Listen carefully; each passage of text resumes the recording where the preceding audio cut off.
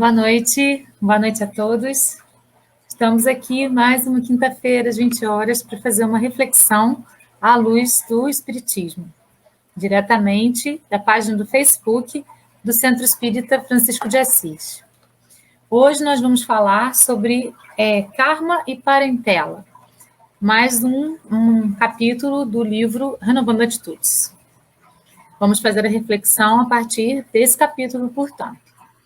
Para iniciar, vamos fazer uma oração, pedindo a espiritualidade superior, pedindo a Deus, pedindo aos nossos mentores que nos guardem, que nos protejam, que nos guiem, que abram os nossos canais de entendimento, para que tudo que possa ser dito aqui hoje possa ser usado na nossa vida diária.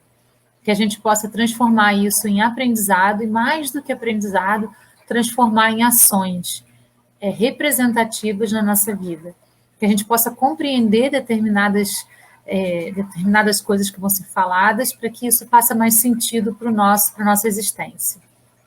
Assim é, que assim seja.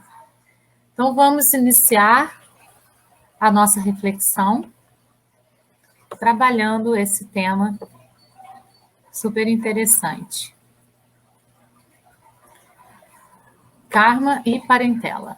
Ele, como sempre, né, abre o capítulo com um trechinho do Evangelho. Vamos ao trechinho. Ele diz assim: a união e a afeição que existem entre os parentes são indício da simpatia anterior que os aproximou. Também se diz falando de uma pessoa cujo caráter, gostos e inclinações não tenha nenhuma semelhança com os de seus parentes, que ela não é da família. Então, assim, quando uma pessoa não tem nenhuma semelhança, né, com as outras pessoas, ela é uma pessoa que destoa, assim, daquela métrica da família.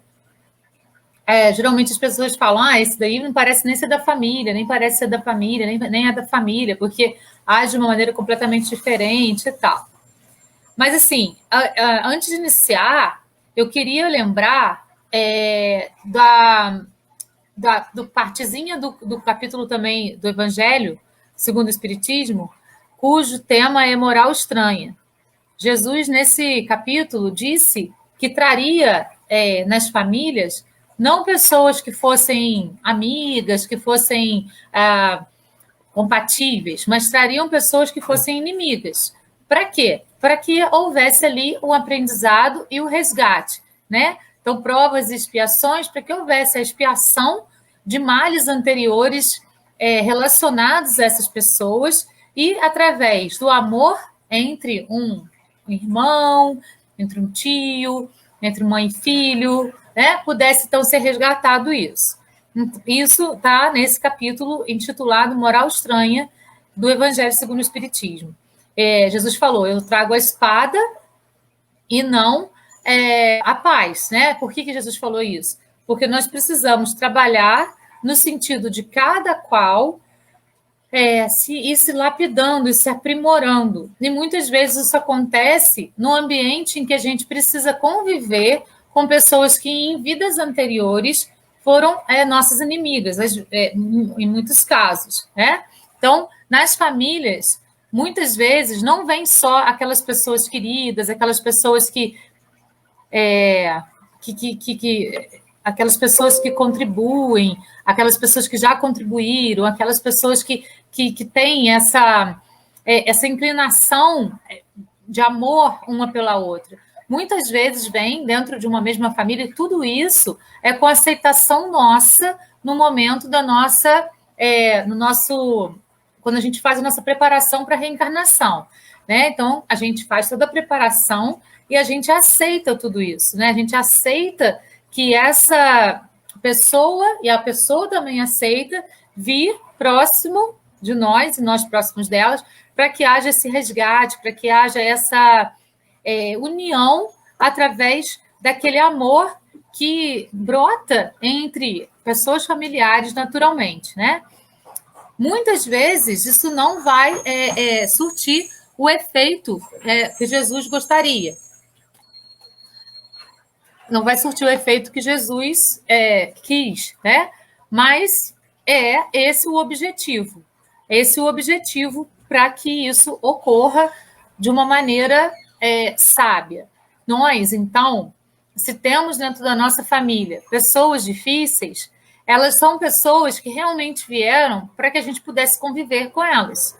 Então, o nosso papel, enquanto cristãos, enquanto espíritas, é trabalhar numa perspectiva de amenizar o quadro, fazer com que o quadro seja amenizado cada vez mais e a convivência seja cada vez mais harmoniosa. Então, só abrindo aí a discussão, a reflexão, nessa perspectiva da parentela e, além do trechinho que o próprio livro trouxe para a gente, esse outro trecho do Evangelho que se chama Moral Estranho. Vocês podem ter acesso ao Evangelho, se quiserem ler, é bem interessante para que vocês compreendam um pouquinho melhor tudo isso que eu abordei aqui nesse iniciozinho. Então, vamos para as reflexões que o livro traz para a gente. Quase sempre afirmamos que a antipatia a certos membros de nossa parentela é decorrente de antigas aversões, oriundas do pretérito distante, quando ocorrências negativas ficaram mal resolvidas em nossa atmosfera kármica. Então, assim, quando duas pessoas vêm dentro de uma mesma família, foi o que eu acabei de falar, a maioria da gente, de nós, afirmamos que isso ocorre por conta dessa questão kármica. O que é karma? Karma é escolha, né? A gente mesmo escolhe determinadas coisas para a nossa existência por causa das nossas culpas, por causa de todas as travas que a gente traz relacionadas a determinada situação e pessoa de vidas anteriores. Então, as nossas culpas geram os nossos karmas. Nós mesmos nos autopunimos por determinadas coisas que fizemos em determinado ponto da nossa história. E isso se transforma em karma. É bom entender que karma não tem a relação da punição da espiritualidade maior ou de Deus, né? Não tem essa relação. O karma é adquirido por nós mesmos, através das nossas culpas, através daquilo que nós nos culpamos de uma vida anterior para a vida posterior. Então, se a gente fica liberto de culpas, e como isso é possível? Com a compreensão de que somos seres em processo de evolução. Deus nos deu o livre-arbítrio, porque ele confiou em nós. Então, nós mesmos não confiamos em nós. Porque se ele confiou em nós com o livre-arbítrio, é porque ele sabia que a gente estava propenso a errar. E o erro faz parte do aprendizado. Então, a gente não precisa se culpar pelos erros. A gente precisa observar o erro, compreender por que nós erramos, tomar consciência e modificar a nossa atitude dali para frente. Então, é assim que a gente trabalha com os erros e não com culpa, porque a culpa ela não vai gerar aprendizado, ela vai gerar estagnação, ela vai gerar karmas. Então, quando a gente, por exemplo, desencarna com raiva de alguém, com ódio de alguém, com mágoa de alguém, com remorso por causa de alguma coisa, isso vai gerar culpa para a gente. E essa culpa vai gerar karmas, certo? Então, quando a gente vem numa família com uma pessoa totalmente oposta, com uma pessoa antipática a nós, a gente sempre atribui essa questão a questões, então, nesse sentido kármicas, percebe? Eu gostaria só que ficasse bem claro, porque a palavra karma, dentro do espiritismo, ela significa isso. Então, a gente precisa assimilar nessa perspectiva. Ela não tem a perspectiva de alguma coisa que vai acontecer naturalmente. É alguma coisa que é fruto da nossa culpa. Se a gente não tivesse a culpa, não teria aquele karma. Se a gente tivesse aceitação da nossa condição de aprendiz, se a gente tivesse aceitação da nossa condição de ser em processo evolutivo, nós não teríamos culpas. A gente teria aprendizado com todas as nossas quedas e levantaríamos ainda mais fortes para continuarmos caminhando. Então, nesse sentido, muitas vezes a gente atribui essa antipatia, essa distância a questões passadas. Mas nem sempre é isso que ocorre. Não é só por isso que as pessoas se tornam antipáticas. Existe essa possibilidade, sim, mas existem também outras.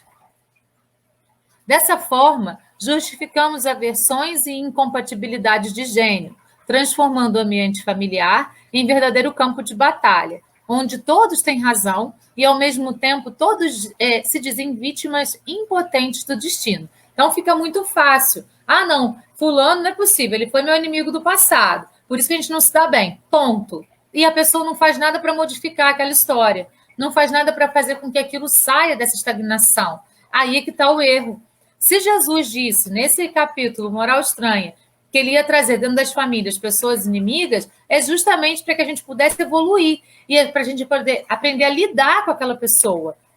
Aprendendo a lidar com aquela pessoa difícil que está dentro da nossa família, a gente aprende a lidar com várias outras pessoas fora da nossa família e as nossas relações que nós estabelecemos dentro da Terra vão se tornando relações mais simples. Mas, quando a gente coloca entraves, ah, não, ele é meu inimigo de outra vida, então pronto, é isso aí. Ah, vai ser assim para sempre. A gente não está modificando, a gente está estagnando.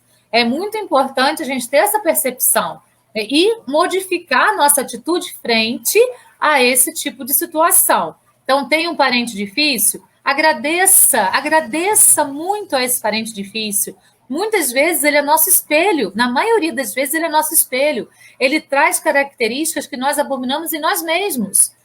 Quando corrigimos em nós aquilo que ele mostra para a gente, aquela característica dele não nos fará mais mal. E nós, então, teremos evoluído, porque a gente vai olhar para ele com amor e aquilo que ele fazia antes já está curado em nós. E aquilo não vai mais, então, perturbar a nós mesmos, percebe? Então, vamos agradecer pelos parentes difíceis e aprender a lidar com as diferenças.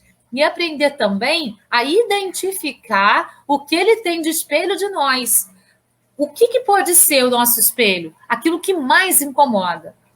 Aquilo que mais incomoda é o espelho que está refletindo a nossa própria atitude, que está lá dentro e a gente não consegue ver. Muitas vezes as pessoas que estão em torno veem, mas a gente não consegue ver. E esse parente difícil vai ser esse espelho que vai ser, então, bendito para poder fazer com que a gente faça a nossa reforma íntima. Nossa, se isso me incomoda tanto nele, será que isso está em mim? Vamos, então, olhar para dentro, identificar onde está aquilo na gente e trabalhar para modificar. Quando a gente modifica, aquilo não vai mais nos atingir. Outra coisa importante é a gente pensar na questão de sempre ter razão, né? O Paulinho, ele tinha uma frase muito interessante que eu uso como meta na minha vida. Ele perguntava, você quer ter razão ou quer ser feliz? Eu quero ser feliz, né? Então, muitas vezes ter razão não é o mais importante. O mais importante é entender que cada um tem um ponto de vista, cada um tem um ângulo pelo qual olha, e as opiniões das pessoas são tão importantes quanto as nossas. Tão importantes quanto as nossas. Então, a gente não tem que mudar o ponto de vista de ninguém. A gente tem que respeitar o ponto de vista do outro se for diferente do nosso. Mas a gente não precisa impor a nossa razão para ninguém. Quando a gente precisar impor a nossa razão para o outro, a gente está muito pequenininho ainda. Quando a gente compreender que todo mundo tem razão e ninguém tem no final, que todo mundo tem um ponto de vista diferente e que, no final das contas, os dois pontos de vista, os três, os quatro pontos de vista são válidos se unidos, aí a gente vai estar caminhando em direção à evolução. Então, vamos sempre pensar nessa frase. Eu quero ser feliz ou eu quero ter razão? Eu quero ser feliz. Então, deixa o outro ter razão, porque por dentro você sabe qual é o seu pensamento. Ele não vai modificar isso em você, porque você sabe qual é a sua razão. Então, deixa o outro com a razão dele e fica você com a sua, sem entrar em discussão. É importante que a gente esteja no mundo, mas que a gente não seja o mundo. Essa é uma fala do Osho. A gente precisa estar no mundo, mas a gente não precisa ser o mundo, percebe? O que isso significa? Que a gente pode pairar no mundo como a flor de lótus, que nasce no meio da lama e não se mistura a ela. Então, nós podemos passear pelo mundo, aprendendo com todas as situações do mundo, mas não precisamos mergulhar nas mazelas do mundo. Podemos ficar dentro da nossa perspectiva, dentro do nosso aprendizado, com muito estudo, com muita dedicação, sendo aqui, sempre melhor a cada dia. Muitas vezes, uma opinião que eu tenho hoje, amanhã vai se modificar em mim. Maravilhoso, por isso que eu não preciso ter razão. Porque amanhã eu posso perceber que aquela pessoa que estava falando comigo ontem era que tinha razão, e não eu. Ou então que ela tinha meia razão e a minha razão era meia também. Eu juntando essas duas aqui vai ficar uma razão mais interessante. Então, essa questão de ser metamorfose e de se permitir ser é muito importante. Então, perder tempo com discussões, com bobagens, não vale a pena. Não vale a pena de jeito nenhum. Nós precisamos trabalhar as nossas incompatibilidades, olhar para o outro, ver o que nos incomoda nele, olhar para dentro de nós, ver se aquilo está refletindo em nós de alguma forma, ver se aquilo está lá em nós, consertar aquilo em nós para poder, então, dar um passo para frente. Agradecer a cada serzinho difícil da nossa família, da nossa convivência, porque com eles nós podemos aprender também a trabalhar a nossa tolerância, a trabalhar a nossa paciência, a trabalhar o quanto a gente consegue não sair do eixo. Se a gente tem um pavio muito curto, é porque a gente está precisando de muita oração, de muita meditação. Mas, se a gente não tem esse pavio curto, se a gente consegue dar conta das situações, deixando o que é do outro com o outro e ficando com o que é nosso, aí a gente está dando um passo bacana em direção à nossa evolução. Então, sem entrar na energia do mundo das pessoas, mantendo a nossa energia equilibrada, elevada, através da oração, através da meditação, para que a gente possa, então, caminhar com passos mais firmes em direção à nossa reforma íntima, que é o nosso grande propósito em estar aqui encarnados na Terra. Importante lembrar que se formos reunidos aqui agora, é porque este é o melhor tempo para solucionarmos comportamentos inconvenientes, posturas de vida intransigentes e para promovermos nossa transformação interior, fatores imprescindíveis para o crescimento da alma. Então é isso, né? O outro está ali porque se ele está ali, é porque ele tinha que estar. Não existe erro, né, nas encarnações. Não existe erro na colocação das pessoas uma ao lado da outra. Existe a concordância nossa com relação àquela situação. Então, a gente precisa prestar bastante mais atenção nisso. Se fulano está perto de mim, se ele me incomoda tanto, ele está ali por algum propósito. Qual o propósito? Eu aprimorar a minha paciência, aprimorar a minha tolerância, eu olhar para as coisas que incomodam nele e me transformar, fazer a minha reforma íntima, fazer a minha transformação interior para que minha alma possa crescer, para que eu possa evoluir e caminhar em direção ao amor que Jesus trouxe para a gente. Não se autorrealizar por feitos e atitudes no presente, inocentando-se e lançando culpas pelos desatinos do passado, é assumir a condição de injustiçado ou mesmo de vítima. Nós precisamos ser protagonistas da nossa existência. Precisamos colocar a nossa existência nas nossas rédeas e sermos nós, aqueles que estamos à frente da nossa existência. Não é falar assim, fulano não me dá atenção, por isso eu sou triste. Fulano não me deu isso, por isso eu sou triste. Fulano se afastou de mim, por isso eu sou triste. É um direito de fulano. Não dar atenção, se afastar.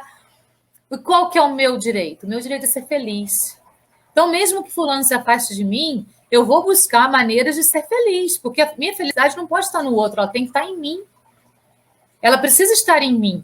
Então, se eu sempre fico colocando a culpa na outra pessoa, naquele que está próximo de mim, eu estou trabalhando de maneira equivocada comigo mesmo. Eu estou deixando de olhar para dentro de mim e olhando para fora, tentando achar respostas para os meus problemas nas coisas exteriores. E isso não é fazer reforma íntima. Isso é se autossabotar. Isso é dar desculpas para continuar estagnado na zona de conforto. Fazer a reforma íntima requer sair da zona de conforto. Por isso que dá trabalho. Mas é a melhor escolha que a gente pode fazer na nossa vida. Porque aí a gente vai realmente se transformar e ver como é bom esse movimento que a gente faz em prol da nossa iluminação. Enquanto a gente continua na zona de conforto, a gente está ali com companhias ainda bem apagadinhas. Quando a gente faz essa virada na nossa existência, se torna protagonista ao invés de vítima, se torna o dono da nossa existência, ao invés de dar o poder da nossa existência para o outro, porque quando a gente reclama e fala que o outro é culpado de tal coisa e tal coisa, a gente está dando o poder da nossa existência para o outro. Quando a gente toma a rédea da minha existência e fala assim, eu vou modificar tudo isso que está em mim. Aí sim a gente começa a ser o que a gente realmente é. A gente começa a olhar para a gente e ter coragem de modificar o que não está bacana. E como afirmar que a divina providência cometeu para com tua existência uma falta, fazendo-te renascer em ambiente não correspondente ao teu desenvolvimento espiritual, o que, logicamente, é um enorme absurdo. Estamos onde deveríamos estar, estamos com as pessoas que deveríamos estar, estamos trabalhando na perspectiva da nossa melhora, e as pessoas que estão ao nosso redor, por mais que sejam difíceis, estão contribuindo de alguma forma com essa modificação em nós. Então, vamos parar de reclamar, de resmungar, de achar que está tudo ruim, de botar a culpa nas coisas exteriores e vamos olhar para dentro e nos responsabilizar por aquilo que não está bom dentro de nós, dentro de nós. Quando a gente conserta dentro, a gente expande a energia de luz e de amor para fora. Tudo está dentro. A reforma íntima e todas as mazelas, elas não estão fora, elas estão dentro. Quando a gente olha para dentro e resolve lá, aí sim a gente está dando um passo em direção à nossa evolução. E aquilo que a gente precisa fazer, se autorresponsabilizar. Autorresponsabilizar é diferente de se culpar. Quando a gente se culpa, a gente se condena, a gente se coloca lá no banco dos réus, se condena e aí impõe um castigo para nós mesmos.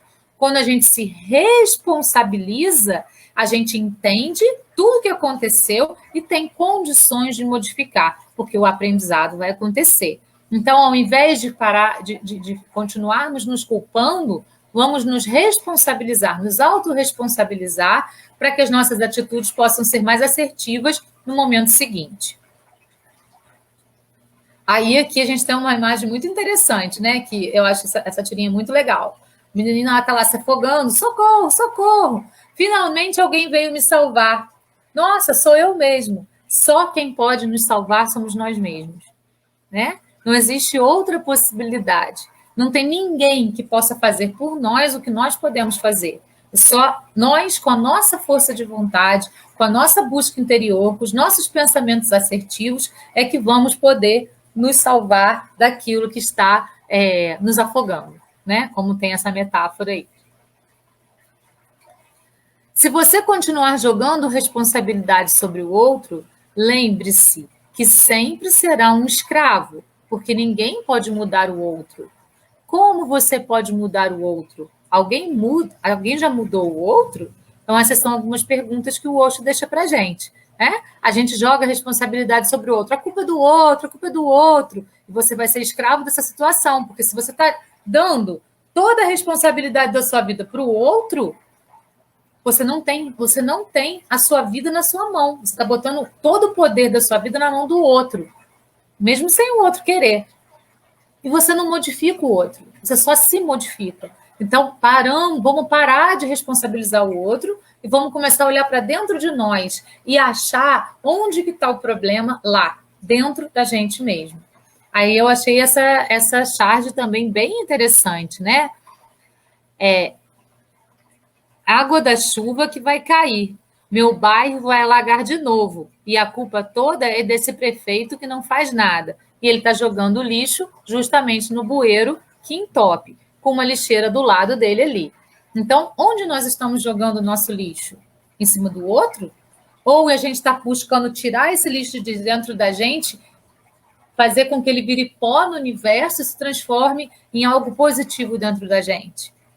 Né? É sempre mais fácil achar que a culpa é do outro, é a zona de conforto, é a autossabotagem. Mas a responsabilização é um passo difícil que a gente pode dar, mas a partir do momento que a gente dá, a gente percebe que, na verdade, ele não é tão difícil assim, que ele é o melhor passo que a gente podia ter dado na nossa existência. Não são situações de vidas passadas que te complicam os relacionamentos afetivos, e sim a continuidade dos velhos modos de pensar, das crenças incoerentes e da permanência em doentios pontos de vista de onipotência. Então, assim, Não importa se fulano, Bertano, ciclano foi nosso inimigo no passado, foi meu inimigo no passado. O que importa é a minha atitude hoje frente a ele. Se eu continuo com as mesmas atitudes, repetindo as mesmas coisas que eu fiz com relação a ele em vidas anteriores, a coisa vai continuar do mesmo modo para mim. Ele pode ter se modificado e às vezes eu nem vi isso nele. Eu continuo com raiva, rancor, ódio dele, não sei nem por quê. Nossa, a pessoa me incomoda, ela nunca me fez nada. Então sou eu que preciso modificar as minhas atitudes em mim. Não é aquela pessoa que está errada, sou eu que estou me equivocando na maneira de trabalhar esse meu relacionamento afetivo com essa pessoa. Porque eu continuo com velhos modos de pensar, com crenças limitantes e incoerentes e com permanência de pontos de vista de onipotência, pontos de vista fixos, me achando melhor do que todo mundo. Eu sou melhor do que todo mundo? Todo mundo que está aqui na Terra está no mesmo barco. A gente está mais ou menos no mesmo nível de evolução. Um pouquinho melhor no aspecto, o outro um pouquinho melhor no outro aspecto, mas se a gente botar na balança, está todo mundo mais ou menos comendo o mesmo peso perispiritual. Eu já falei isso para vocês, né, em outras oportunidades. A gente reencarna no planeta de acordo com o nosso peso perispiritual. Então, é como se a gente subisse numa balancinha antes de reencarnar. Então, de acordo com o peso que dá lá na balancinha, a gente vai para esse, para aquele ou para aquele planeta. E o que dá esse peso na nossa existência? Velhos modos de pensar, crenças incoerentes, permanência de pontos de vista doentios e onipotentes. Né? A nossa empáfia, o nosso orgulho, o nosso ódio, nosso ego expandido, tudo isso pesa no nosso perispírito. Quando a gente vai se livrando de tudo isso, que são os nossos lixinhos, e jogando isso do universo que vai sendo transformado, né? Vai sendo transformado. Quando a gente tira isso de nós, isso já vai saindo com um pozinho, assim, ó. E não faz mal para o universo, porque já está saindo dali modificado. A gente, então, trabalha no sentido da nossa evolução e de todos que estão ao nosso redor e de todo o universo, porque nós somos parte integrante do todo. Adultos dominadores desenvolvem expectativas em relação ao círculo em que vivem, alternando as escolhas pessoais dos familiares. Se estes não são acostumados a pensar por si, permitem facilmente que lhes alterem as trilhas, que tinham delineado e definido como metas particulares. Fatalmente, esses mesmos indivíduos um dia se revoltarão contra as atitudes de dominância e rejeitarão ser manipulados de novo, desenvolvendo assim sérios atritos no lar. Em muitas ocasiões, por atitudes autoritárias, a profissão que é exercida difere de modo frontal daquela que a criatura escolheu. Então, por exemplo, pais que querem escolher a carreira do filho. Eu tive uma situação de um aluno uma vez que ele era apaixonado por música. E o pai quebrou o violão dele e colocou lá no final do corredor para ele entender que ele não podia trabalhar com música, porque música não levava ninguém a lugar nenhum. E o menino não tinha nenhuma outra perspectiva. De repente, se o pai deixasse ele enveredar pela faculdade de música, pela música, até ele ia perceber que não era aquele o caminho, que ele queria outra coisa. Mas a pessoa precisa experimentar por si mesmo. Ou ele ia se apaixonar por aquilo, ia se transformar num grande músico de muito sucesso. Por que não? Então, os caminhos que nós escolhemos precisam ser as nossas escolhas e não escolhas de outras pessoas. Precisam ser escolhas nossas. Nós precisamos confiar mais naqueles que amamos e deixar com que eles escolham as próprias metas e destinos e não nos intrometermos tanto. Se alguém vier pedir a nossa opinião, a gente pode dar, mas a opinião que a gente dá não precisa ser seguida. Às vezes a pessoa não vai concordar com nada do que a gente vai falar, né? A pessoa vem, qual a sua opinião sobre isso? A gente fala tudo, mostra o ponto de vista, por que tem aquele ponto de vista, e a pessoa vai falar assim, nossa, mas isso não tem nada a ver comigo. Tudo bem, cada um é um universo, cada um tem uma vivência diferente do outro em vidas infinitas que nós temos uma após a outra. Então, nós precisamos confiar mais nas pessoas. Quando nós éramos jovens, e até agora, né, no momento que nós estamos vivendo, a gente sempre queria liberdade e independência para poder atuar na existência. Todas as pessoas querem isso, não é uma característica só nossa, todas querem. Então, nós precisamos, se pedirem o nosso conselho, a gente pode dar. Se não pedirem, a gente pode fazer oração. A gente pode perceber que a pessoa está indo por um caminho equivocado, mas a gente não pode interferir no livre-arbítrio de ninguém. Nem Deus faz isso com a gente. Então, nós também não temos esse direito. E muitas vezes, principalmente com filhos, nós temos essa mania de ser o adulto dominador, que quer que os filhos sigam exatamente as trilhas que nós delineamos para eles. Mas nós precisamos aceitar as escolhas que eles façam. Por mais que a gente pense que aquela escolha não vai levá-lo a lugar algum.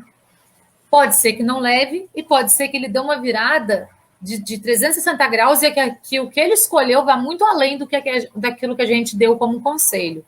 Então, vamos aprender a confiar nas pessoas, ao invés de sermos dominadores, porque um dia, quando a gente domina demais, aquele ser dominado vai se rebelar contra nós. E isso não vai ser legal. Então, é muito mais bacana a gente ser companheiro, a gente ser amigo, mesmo que seja de um filho, de um marido, de um pai, de uma mãe, de um amigo, do que tentar ser dominador.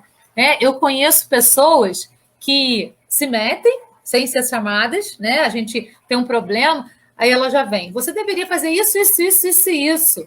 Aí você não faz. Aí dá errado. Aí a pessoa vem, nossa, te falei, tá vendo? Se você tivesse feito daquele jeito, de repente nem era isso, nem era para fazer daquele jeito. Mas a pessoa já vem com aquela coisa de ter razão. Aí a gente volta de novo no ter, a gente quer ser feliz ou quer ter razão, né? Então, Deus não domina nada. Deus nos deu livre-arbítrio, nos colocou na Terra com as nossas próprias escolhas, permitiu que nós fizéssemos uma programação reencarnatória e que vivenciássemos aqui na Terra. E que durante essa vivência ainda fizéssemos escolhas que pode até modificar essa programação reencarnatória. Deus nos deu isso. Então, quem somos nós para tirar isso dos outros? Nós precisamos, se somos dominadores, rever essa questão.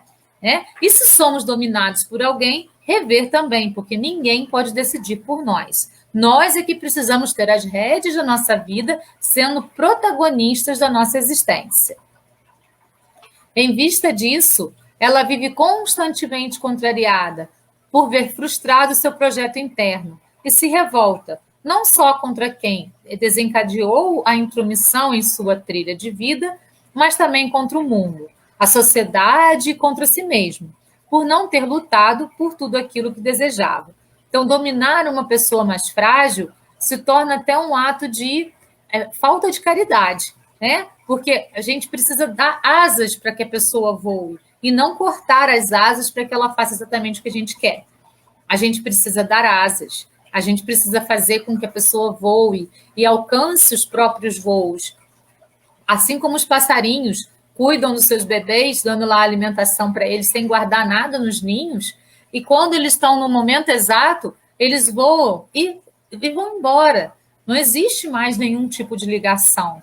Nós precisamos fazer isso com as pessoas que amamos. O amor liberta, já dizia Chico Xavier. O amor liberta. Tudo que prende não é amor. Tudo que isola, tudo que domina não é amor. O amor é libertação, é escolha. Tem um poema de Camões, que é um poeta do Renascimento, lá de 1600, né? Ele fala assim, quando a gente ama, a gente está preso por vontade. Só se for por vontade. Porque se não for por vontade, se for por obrigação, aí não vale a pena. Então, a gente precisa, sim, dar asas para as pessoas voarem, quaisquer que sejam os laços que nos unam a elas. Porque se elas puderem voar e ficar do nosso lado, é porque foi a escolha delas. Então, é muito melhor a gente ter alguém do nosso lado por escolha do que ter alguém do nosso lado por obrigação. Esse relacionamento de escolha vai ser muito mais benéfico do que esse relacionamento de obrigação. Parentes inseguros superprotegem os seus escolhidos, tornando-os impotentes em áreas em que já poderiam ser independentes. Então, a gente faz muito isso com o filho também, superprotege, né? Com o marido, com a esposa, com o pai, com a mãe, sem deixar com que eles tenham pernas para andar, tenham asas para voar. A gente se super protege, deixa essa pessoa cada vez mais insegura, ao invés de ela ter segurança para ser protagonista da própria existência. Né? A gente precisa, então, lembrar disso. Nós precisamos ser protagonistas da nossa existência. Por obrigá-los a compartilhar os seus mesmos pontos de vista, evidencia um enorme desrespeito ao outro, demonstrando com isso que talvez nem eles mesmos saibam o que querem realmente da vida.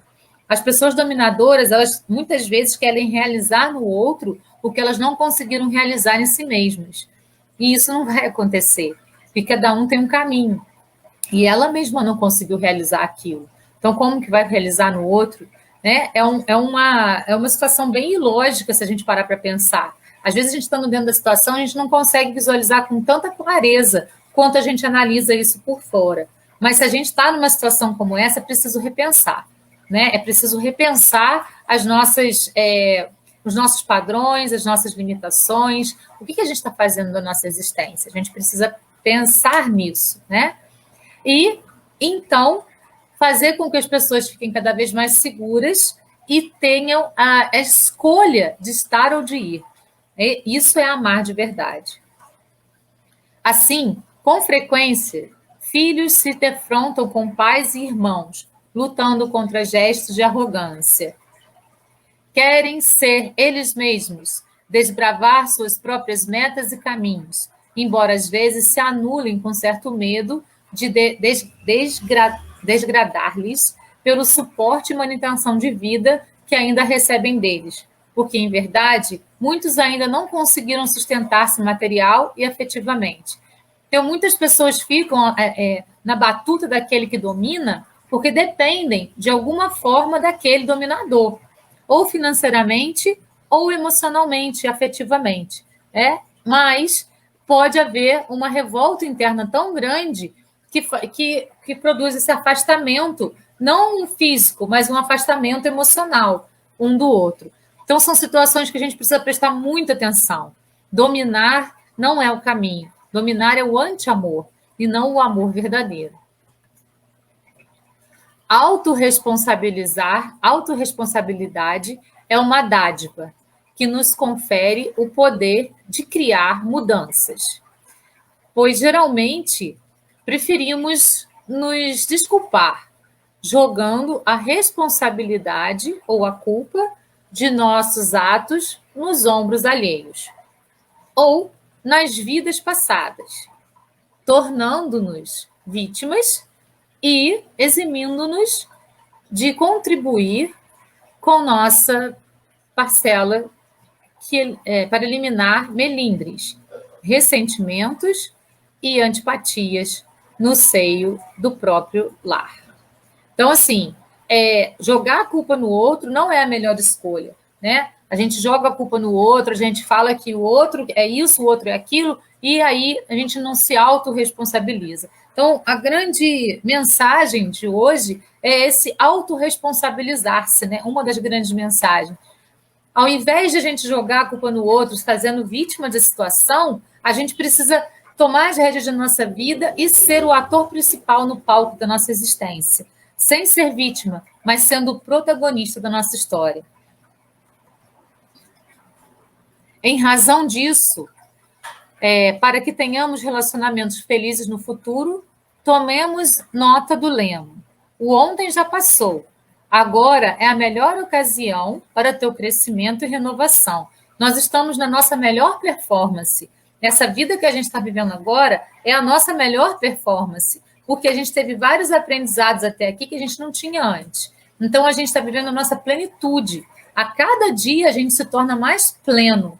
Então, não adianta jogar a culpa no passado, não adianta jogar a culpa no outro, não adianta jogar a culpa nas situações. A gente precisa compreender que o hoje é a única coisa que a gente tem. O passado, ele pode servir para nós como aprendizado. E o futuro é uma possibilidade. Então, se eu plantei mal no passado, eu estou colhendo frutos não muito agradáveis hoje. Para no futuro eu colher frutos bacanas, eu preciso hoje plantar direitinho.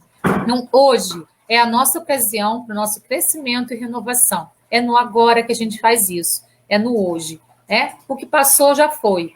E então eu tenho uma pessoa difícil na família, fruto de um relacionamento no passado que não foi bacana. Tudo bem, isso faz parte do passado. O que eu posso fazer hoje, no presente, para modificar essa situação? As pessoas esquecem-se completamente de que você precisa viver. Quem tem tempo para isso? Todo mundo ensina outra pessoa como deve ser e ninguém nunca parece satisfeito. Se uma pessoa quer viver, então ele tem que aprender uma coisa: aceitar as coisas como elas são e aceitar-se como você é. Então comece a viver. Não comece a se preparar para a vida futura. Todo o sofrimento do mundo vem do fato de você ter esquecido completamente que deve viver e começar a fazer atividades que não têm nada a ver com a vida. Então, o único momento que existe é o agora. A gente precisa fazer agora, né? E se a gente fizer o agora muito bacana, a gente vai estar criando um futuro muito bacana. Mas o importante não é pensar no que a gente vai deixar para o futuro. O importante é pensar no que eu posso fazer hoje para que o meu hoje seja muito legal.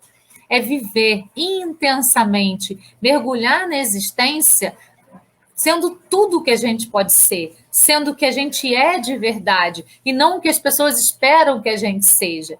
A gente não tem que ser o que o outro quer, a gente tem que ser o que a gente é de verdade. A gente precisa se descobrir de verdade como a gente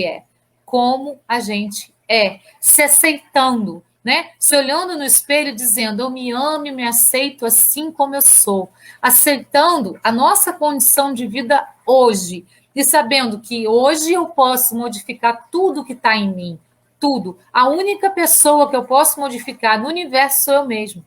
E isso vai depender da minha decisão. Se eu quero me modificar, eu me modifico a partir do exercício diário de várias coisinhas por dia. Hoje eu vou pensar só em coisas positivas. Vem um pensamento negativo, deixa ele passar. Traz um positivo para o lugar. Até você se acostumar a pensar só em coisas positivas.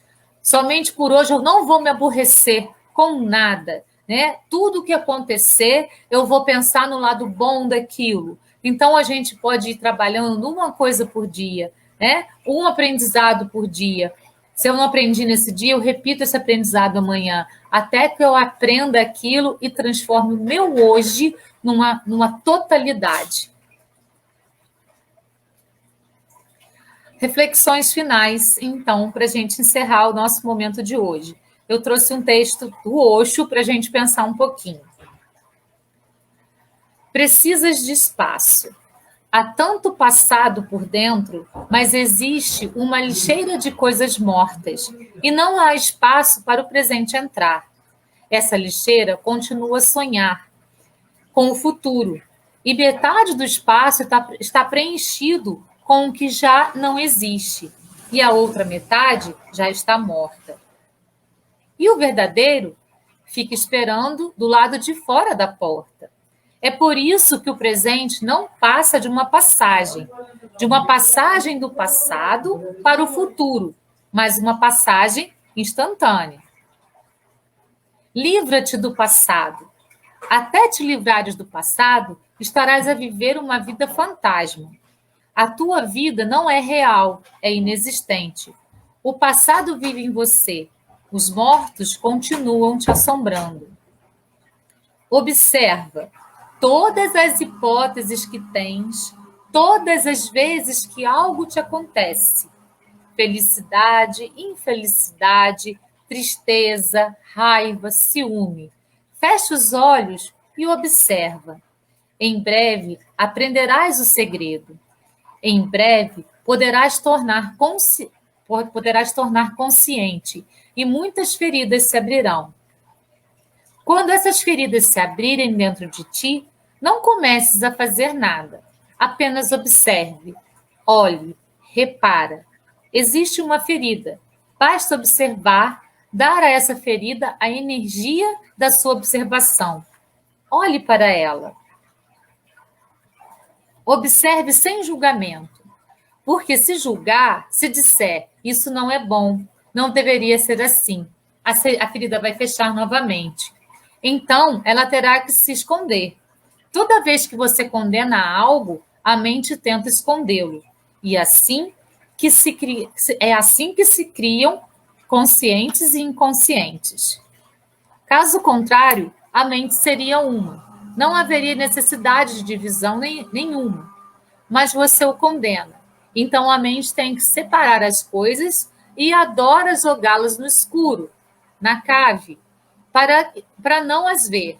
E então não há necessidade de condená-las. Não julgue, não admire. Apenas seja testemunha, um observador sem limites. Não reprima, não diga isso não é bom, porque é uma rejeição e você já começou a reprimir. Fique sem limite, apenas observe e veja. Olhe com compaixão e a cura acontecerá. Osho. Lindo e super difícil, mas a gente precisa ser mais observador da vida, mais observador das situações, mais observador das pessoas e principalmente mais observadores de nós mesmos, para que a gente possa então trabalhar as nossas feridas para que elas realmente se curem, para que elas não se escondam, mas se curem. É aí que está o grande segredo para que a gente possa então dar um passo gigante em direção à nossa evolução. Muito obrigada pela participação de vocês, pela companhia de vocês nessa quinta-feira. Obrigada por vocês terem ficado aqui comigo, acompanhando. Pessoas que estão agora presentes, acompanhando. Pessoas que vão ver depois, que fica gravados. Pessoas encarnadas, desencarnadas, espíritas, não espíritas. Muita gratidão. Até semana que vem com mais uma reflexão à luz do Espiritismo. Beijo no coração de todos. Namastê. Até lá.